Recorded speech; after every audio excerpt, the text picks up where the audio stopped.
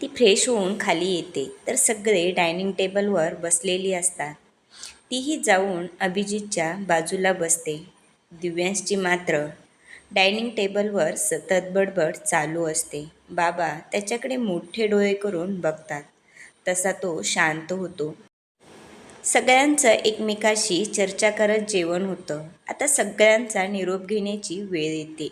दिव्याला भरून येतं. ज्या घरामध्ये आपण लहानाचे मोठे झालो ते घर सोडून दुसऱ्या घरी जाऊन त्या घराला आपले मानणे हे तिच्यासाठी एका अग्निपरीक्षेपेक्षा कमी नसते. नवीन घरात जाऊन त्यांच्या घरातील रीतिरिवाज जाणून घेणे आणि त्या लोकांशी मिळवून घेणे ही एका स्त्रीसाठी परीक्षाच आहे ना. दिव्या आणि अभिजित ही सर्वांचा निरोप घेऊन घराकडे निघाले. पण जाताना दिव्या मात्र खूप नाराज होती. आता घरी जाऊन अभिजितचा सामना कसा करायचा, त्याची काही चूक नसताना आपण तर त्याच्यावरती नको ते आरोप केले आहेत. सगळं आठवून दिव्याला आता खूप पश्चाताप होत होता. कुठलाही विचार न करता आपण त्याच्यावर अनेक आरोप केले. सत्य काय आहे हे पहिलं जाणून बोलायला हवं होतं. अभिजित तिच्या चेहऱ्याचे निरीक्षण करत होता. तिच्या चेहऱ्याच्या हावभावावरून ती काय विचार करत आहे याचा थोडाफार त्याला अंदाज आला होता. तिने गाडीत बसल्यापासून त्याच्याकडे बघणंही टाळलं होतं हे त्याच्या लक्षात येतं. ती त्याला जे काही बोलली होती त्याचाच विचार करत असावी. दिव्या, काय विचार करत आहेस? अभिजित म्हणतो. त्यावर ती फक्त नकारार्थी मान हलवते. जास्त विचार करत बसू नकोस, अभिजित म्हणतो. त्यावर ती काहीच न बोलता फक्त मान हलवते. इतर वेळेस नुसती बडबड चालू असते, आज मात्र मौन पाळलं आहे, अभिजित मनातच म्हणतो. तो एक आईस्क्रीम पार्लर बघून गाडी थांबवतो. गाडी थांबलेली लक्षात येते. तिला वाटतं घरच आलं की काय. बाजूला पाहिलं तर गाडी आईस्क्रीम पार्लरसमोर थांबली होती. अभिजित खाली उतरून दिव्याच्या बाजूचा दरवाजा खोलतो आणि तिच्यासमोर हात करतो. ती त्याच्याकडे एकदा बघते आणि त्याच्या हातामध्ये हात देते. ते दोघे आईस्क्रीम पार्लरमध्ये येतात. तो तिच्या आवडीची आईस्क्रीम मागवतो. ती चमकून त्याच्याकडे बघते. याला कशी माझी आवड माहीत. तो डोळ्यांनी तिला विचारतो, काय झालं म्हणून. त्यावर ती नकारार्थी मान हलवते. अभिजितने तिच्या चेहऱ्यावरील हावभावावरूनच ओळखलेलं असतं, पण मुद्दाम तो विचारतो. तो तिला खुणावतो, खा म्हणून. तशी ती खायला सुरुवात करते. तो तिच्याकडे बघून बोलायला सुरुवात करतो. तो झालेल्या गोष्टीचा आणखी विचार करत आहे. जे घडलंच नाही त्याबद्दल विचार करण्यात काहीच अर्थ नाही.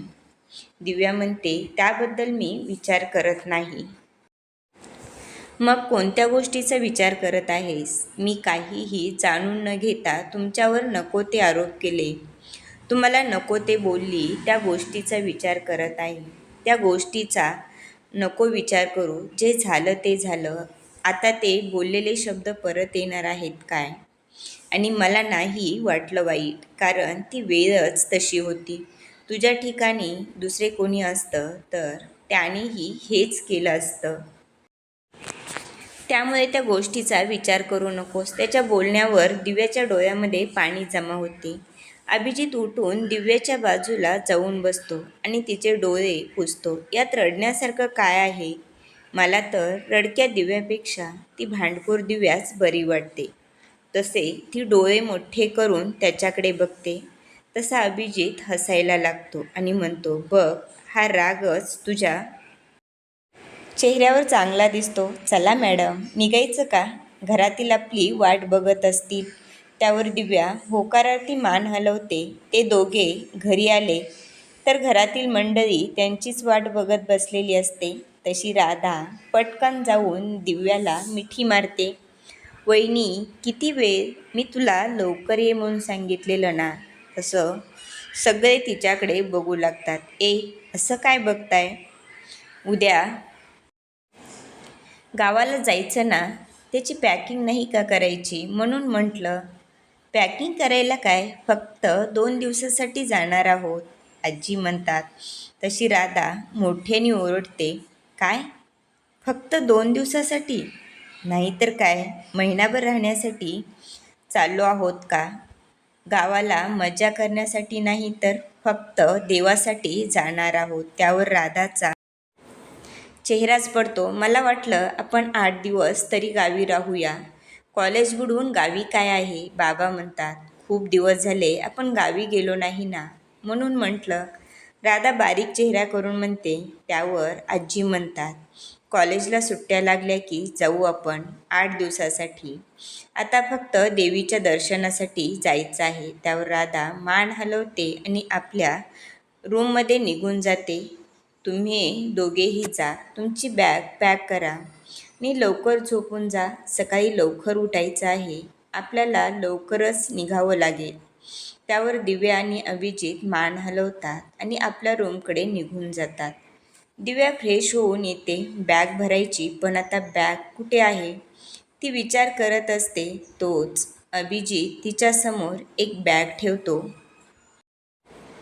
याला कसं कळलं मला बॅग हवी आहे? हाच विचार करत होतीस ना तू? अभिजित म्हणतो. होय मॅडम, आम्ही तुम्हाला किडनॅप करून आणलं होतं, त्यामुळे तुमच्याकडे बॅगच नसेल, अभिजित म्हणतो. तशी ती त्याच्याकडे बघते. तो मिश्किलपणे हसत असतो. दिव्यालाही त्या दिवसाची आठवण येते. तसं तिलाही हसू येतं. अभिजित, खरंच राग नाही आला तुम्हाला? Abhijit, I am really sorry. तसा अभिजित हसतो आणि म्हणतो, मॅडम हे सॉरी पुराण बंद करा आणि तुमची बॅग भरा. पण तुम्ही माफ केलं की नाही ते सांगा. माफ कशासाठी? मी जे काही तुम्हाला बोलले त्याबद्दल. अरे पण मी रागवायला तर पाहिजे ना. म्हणजे तुम्हाला राग नाही आला मी बोललेला? मॅडम राग कसा येईल? प्रेमच करतो तुमच्यावर, तो मनातच म्हणतो. ती बोलत असते, पण हा कुठे भानावर असतो. हा तर तिच्या डोळ्यामध्ये बघण्यात बिझी असतो. अभिजित, कुठे लक्ष आहे? दिव्या म्हणते. तुझ्या डोळ्यात. तशी ती त्याच्याकडे बघू लागते. आपण काय बोललो हे लक्षात येताच तो पटकन फ्रेश होण्यासाठी जातो. दिव्या तो काय बोलला त्याचाच विचार करत असते. तो काय बोलला हे लक्षात येताच मॅडमचे गाल लाल होतात. दरवाजाचा आवाज येतो तसं दिव्या आपला चेहरा नॉर्मल करते आणि बॅग पॅक करायला लागते. 2 दिवसासाठी जाणार असल्यामुळे जास्त काही पॅक करायचं नसतं. अभिजित त्याचेही काही ड्रेस काढून तिला देतो. अरे 2च दिवस जाणार आहोत तर 2-2 बॅगाची काय गरज? एकाच बॅगमध्ये बसू शकतं. तसं दिव्या त्याचेही ड्रेस तिच्या बॅगमध्ये ठेवते. बॅग भरून होते तसं दिव्या तिची उशी आणि ब्लँकेट घेऊन सोफ्याकडे वळते. तोच अभिजित म्हणतो, बेड खूप मोठा आहे. एकाच बेडवर आपण झोपू शकतो. तसं ती त्याच्याकडे बघते. मनामध्ये काहीतरी विचार करते. आज नाही तर उद्या तिथे झोपावं लागणार हा विचार करून ती बेडच्या दुसऱ्या बाजूने जाऊन बेडवर आडवी होते. तसा अभिजित हसतो आणि मनातच म्हणतो, आज मॅडम कुठलाच वाद न घालता गपचूप येऊन झोपल्या. अभिजित ही बेडवर आडवा पडतो, पण साहेबाला झोप कुठे येते. कसे तरी डोळे मिटण्याचा प्रयत्न करतो, पण व्यर्थ. दिव्याची हालत ही काही वेगळी नसते. रात्री बऱ्याच वेळाने तिला झोप लागते, पण साहेब मात्र जागेच असतात. ती झोपल्याचे जाणवताच तो तिच्याकडे तोंड करून तिच्या चेहऱ्याचं निरीक्षण करत असतो. तिचं निरीक्षण करता करता अभिजित झोपून जातो. सकाळी दिव्याला ज्यावेळेस जाग येते त्यावेळेस मॅडम त्याच्या मिठीमध्ये असतात. ती डोळे उघडते आणि समोर अभिजितचा चेहरा बघून आश्चर्यचकित होते. अभिजितचा हात तिच्या अंगावरती असतो. मॅडम मस्त त्याला बिलगून झोपलेले असतात.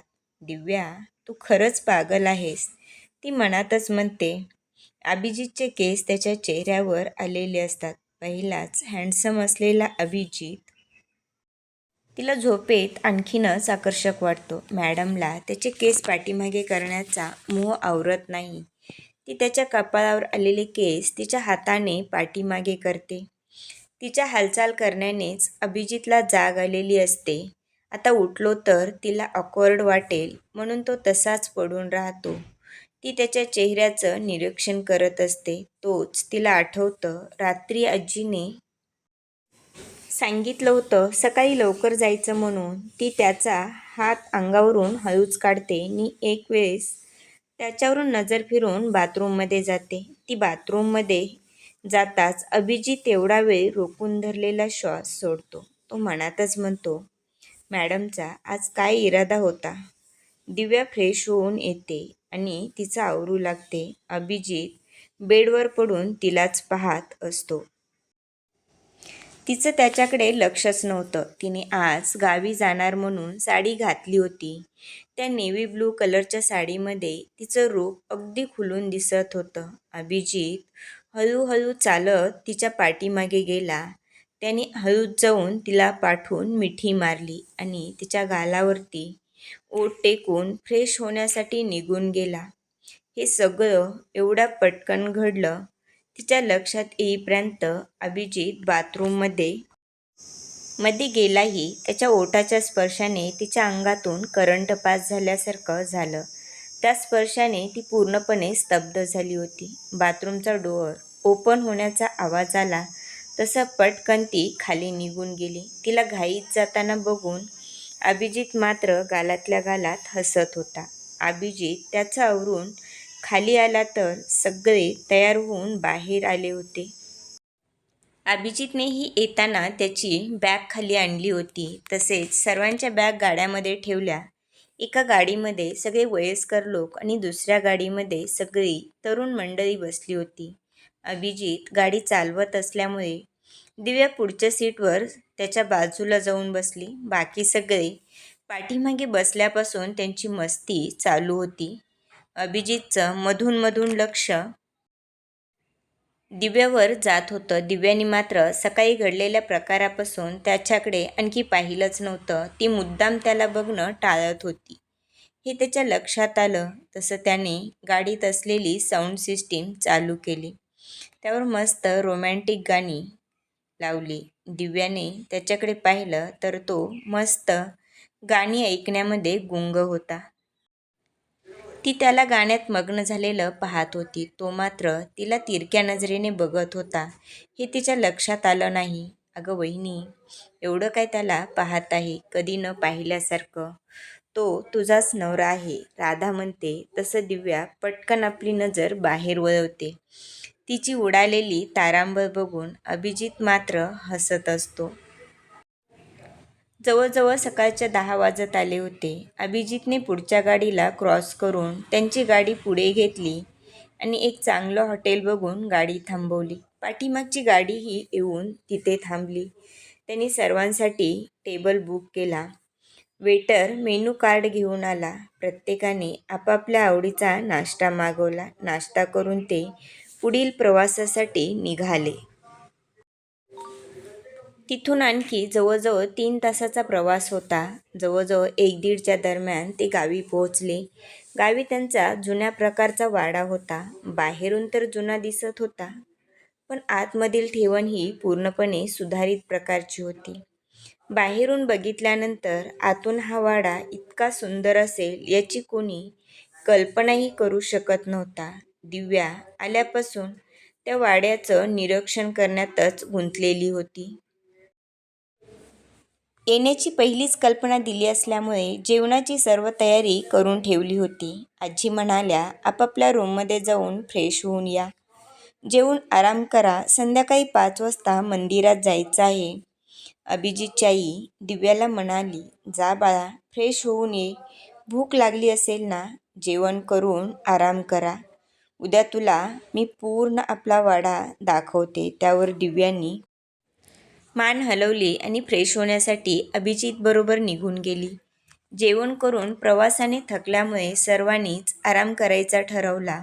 सगळेच आराम करण्यासाठी आपापल्या रूममध्ये गेले. दिव्या आणि अभिजितही त्यांच्या रूममध्ये आले.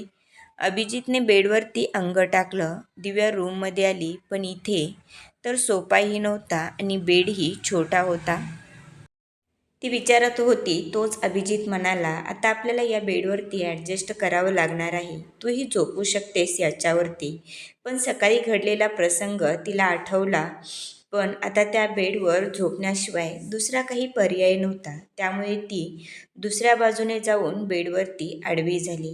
पण त्याच्या एवढ्या जवळ असल्याने आता लवकर झोप लागणंही शक्य नव्हतं. अभिजितने डोळे मिटून घेतले. तो गाडी चालवून थकला असल्यामुळे रात्री दिव्याला बघण्याच्या नादात झोप न लागल्यामुळे त्याला लगेच झोप लागली. बरोबर 5 वाजता सगळे फ्रेश होऊन मंदिरात जाण्यासाठी निघाले. मंदिर गावापासून जवळच होतं, पण डोंगर चढून वरती जावं लागणार होतं. खूप सुंदर असा तो परिसर होता. ते मंदिराच्या आवारात पोहोचले आणि त्या पायऱ्या बघून दिव्याने तर डोळेच मोठे केले. तिची ती रिॲक्शन बघून सगळ्यांना हसायला आलं. तोच राधा म्हणाली, "वहिनी, घाबरलात की काय पायऱ्या बघून?" आता ती बिचारी काय बोलणार होती. तोच तिने नाही म्हणून नकारार्थी मान हलवली. आजी म्हणाल्या, "अभिजित, तुला दिव्याला उचलून घेऊन 5 पायऱ्या चढायच्या आहेत." तोच राधा म्हणते, "फक्त 5 पायऱ्या?" मग ही जिमने कमवलेली बॉडी काय कामाची आहे? तसा अभिजित डोळे मोठे करून तिच्याकडे बघतो. आजी म्हणतात, "चला पटकन, आपल्याला अंधार पडायच्या अगोदर गडावरून खाली उतरायचं आहे." दिव्याला तर अभिजित उचलून घेणार म्हणून आत्ताच पोटात गोळा आला होता. बिचारी लाजून कुणाकडे बघू शकत नव्हती. अभिजितने पटकन तिला उचलून घेतले. तसं तिने डोळे मिटले आणि तिचे दोन्ही हात त्याच्या गळ्यामध्ये टाकले. अभिजितने तिला बघत बघत पूर्ण गड चढला. पण दिव्या तो उतरवण्याची आणखी वाटच बघत होती. अभिजितकडे बघून सगळे हसत होते. वर पोहोचल्यावर तो दिव्याला म्हणाला, "मॅडम, उघडा डोळे." पोहोचलो गडावर तसं तिनं आश्चर्याने डोळे उघडले. बिचाऱ्याला धाप लागली होती. तिथेच बाजूच्या बाकावर बसून त्यांनी पूर्ण पाण्याची बॉटल रिकामी केली. तोपर्यंत बाकी सगळेही तिथे येऊन पोहोचले होते. राघव त्याच्याकडे बघून हसत होता. त्याच्या बाजूला बसत त्याच्या कानात बोलला, "तुला फक्त 5च पायऱ्या चढायला सांगितल्या होत्या. मला वाटतं वहिनीला बघण्याच्या नादात तुला वर पोहोचलेलं लक्षात आलं नाही." त्यावर अभिजित त्याच्याकडे बघून हसतो. तोच अभिजितची आई वरती येते. तशी सगळे मंदिरात जाऊन देवीची पूजा करतात. दिव्याच्या हाताने देवीची ओटी भरतात. थोड्याच वेळात अंधार पडणार असतो. त्यामुळे न थांबता लगेच गडावरून खाली उतरतात. त्यांना घरी येईपर्यंत अंधार पडलेला असतो. सगळे फ्रेश होण्यासाठी वरती जातात. फ्रेश होऊन येतात. तोपर्यंत काकूनी सर्वांसाठी चहा आणि कॉफी बनवलेली असते. सगळे बाहेर टाकलेल्या बाजावरती बसून चहाचा आस्वाद घेत असतात. वरती आकाशामध्ये चांदण्यांची चादर पसरलेली असते. दिव्यानी हे असं गावाकडचं वातावरण कधी पाहिलेलं नसतं. त्यामुळे ती प्रत्येक गोष्टीचं अगदी मनापासून निरीक्षण करत होती. तोच राधा तिला बोलते, "वहिनी, तू यापूर्वी कधी गावी आली नव्हतीस का? मी खूप लहान होते त्यावेळेस कधीतरी यायचे, पण आता बरेच दिवस झाले आम्ही गावाकडे आलो नाही."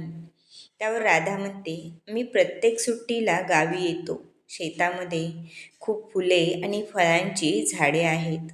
जवळच नदी आहे. त्यामुळे मला तर शेतात जायला खूप आवडतं."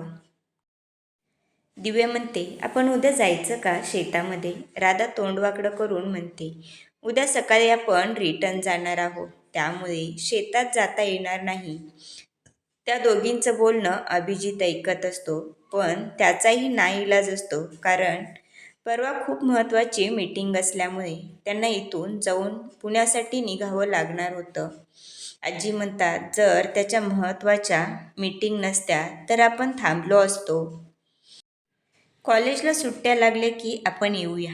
त्यावेळेस चांगले 15 दिवस राहूयात." आजी म्हणतात. त्यावर राधा आणि दिव्या खुश होतात. दुसऱ्या दिवशी सकाळी ते मुंबईसाठी लवकरच निघतात. दुपारी 1 वाजेपर्यंत ते मुंबईला येऊन पोहोचतात. संध्याकाळच्या फ्लाईट्सनेच अभिजित, राघव आणि दिव्या पुण्याला मीटिंगसाठी जाणार होते. अभिजित आणि दिव्याने थोडा वेळ आराम करून त्यांची पॅकिंग केली. पॅकिंग करून ते दोघेही खाली आले. दिव्यानी किचनमध्ये जाऊन काकूच्या मदतीने कॉफी आणि चहा तयार करून सर्वांना दिला. तिनेही घेतला. तोच आजी विचारतात, तुम्हाला किती वाजता निघायचं आहे? आजी म्हणतात, जेवण करूनच जा. त्यावर अभिजित म्हणतो, नाही, आम्ही तिथे गेल्यानंतर जेवण करू. 1 तासाचा तर प्रवास आहे. तेवढ्यात राघवही येतो. तसे ते जाण्यासाठी निघतात. सर्वांचा निरोप घेऊन पुण्यासाठी रवाना होतात. बरोबर 10 वाजता ते पुण्यामध्ये पोहोचतात. ते त्यांच्या हॉटेलवर पोहोचल्यावर फ्रेश होऊन तिघांचेही जेवण रूममध्येच मागवतात. जेवण करत करत उद्याच्या प्रोजेक्टबद्दल तिघेही चर्चा करत असतात. जेवण करून राहिलेलं प्रेझेंटेशनचं काम ते पूर्ण करतात. काम पूर्ण होताच राघव त्यांच्या रूममध्ये जातो. दिव्याही चेंज करून बेडवर आडवी होते. आज दिवसभर झालेल्या प्रवासामुळे आणि दगदगीमुळे तिला लगेच झोप लागते. अभिजित मात्र तिच्या निरागस चेहऱ्याचं निरीक्षण करत असतो. त्यातच त्याला कधी झोप लागते हे कळत नाही. दिव्याला नेहमीप्रमाणे सकाळी लवकर जाग येते.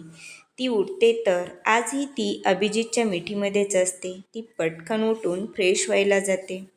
फ्रेश होऊन येते तर अभिजित आणखी झोपलेलाच असतो. म्हणून ती गॅलरीमध्ये उभे राहून बाहेरचा नजारा पाहत असते. तोच अभिजितला जाग येते. तो बाजूला पाहतो तर दिव्या नसते. तो इकडे तिकडे बघतो तर त्याला गॅलरीचा दरवाजा उघडा दिसतो. तो उठतो.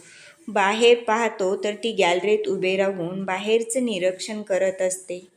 तो तसाच पाठवून जाऊन तिला मिठी मारतो आणि गालावरती ओठ टेकून फ्रेश होण्यासाठी निघून जातो. दिव्या पाठीमागे वळेपर्यंत तो बाथरूममध्ये गेलेला असतो.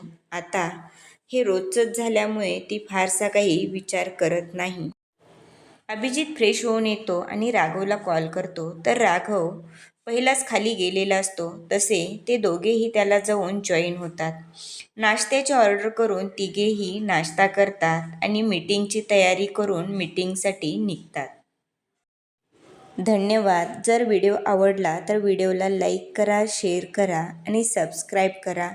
बाजूचे बेल आयकॉन प्रेस करा म्हणजे नवीन व्हिडिओ आला की नोटिफिकेशन मिळेल.